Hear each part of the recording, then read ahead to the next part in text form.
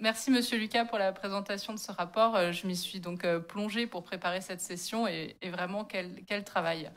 Le rapport fourmille de projets, fourmille d'actions concrètes, innovantes, judicieuses.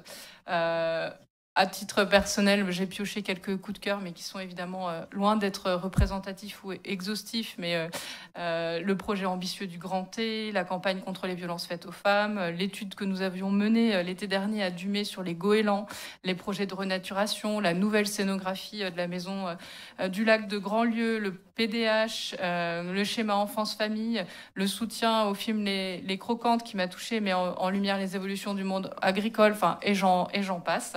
Ce rapport, c'est entendre à travers 1000 notes la mise en musique de notre projet pour un département plus solidaire, plus écologique et citoyen. Et je peux le dire, cela rend fier.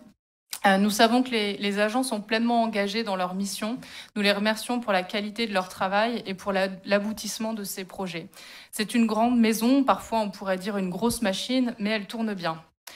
En tant qu'élus, c'est une évidence de dire que nous ne pourrions porter les politiques publiques de qualité sans ce travail. Dire aussi que c'est une relation de confiance, prendre les décisions éclairées par les connaissances terrain et les compétences des agents. Prendre les décisions parce qu'on sait que la situation a été bien analysée et qu'elle est correctement exposée. Dans mon cas, je peux citer les notes que je reçois du service transition et préservation des ressources naturelles, mais également la qualité d'examen des dossiers qui nous sont présentés en commission d'engagement, par exemple, ou encore les éléments préparatoires que je reçois pour la commission d'aménagement commercial. Parfois, nous n'avons même plus de questions à poser.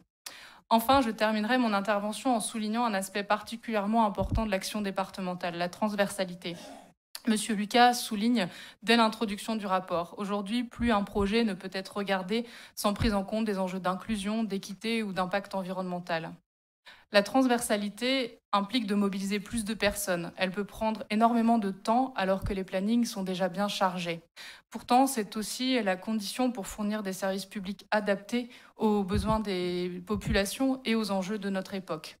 C'est la démarche qui est engagée, dans laquelle se mobilisent des équipes fiables, motivées et dévouées à l'intérêt général. En conclusion, merci et bravo Monsieur Lucas et à l'ensemble des agentes et agents du département pour la qualité du travail qui bénéficie directement aux habitants et aux habitantes de la Loire-Atlantique.